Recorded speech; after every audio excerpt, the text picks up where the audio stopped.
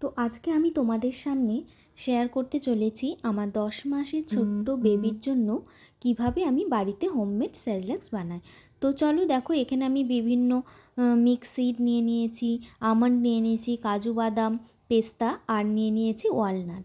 এইগুলোকে আমি প্রথমে একটি শুকনো কড়াইয়ে গরম করে সেইগুলোকে ভালোভাবে রোস্ট করে নেব। ভালোভাবে নাড়াচাড়া করে নিয়ে সেটাকে একটু ঠান্ডা করে নিতে হবে।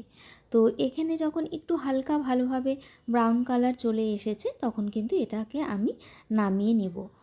এরপরে এটাকে আমি মিক্সার গ্রাইন্ডারে দিয়ে দিলাম।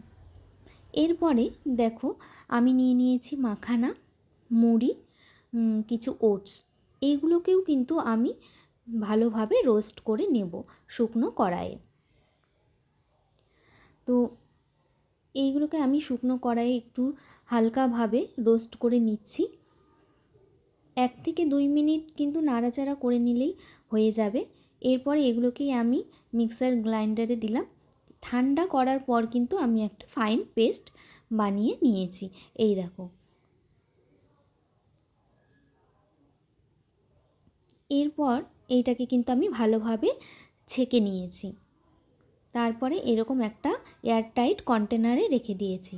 আমি আমার বেবিকে কিন্তু এটাই খাওয়াই, আর ও কিন্তু বেশ ভালোভাবে এটা খেতে পছন্দ করে।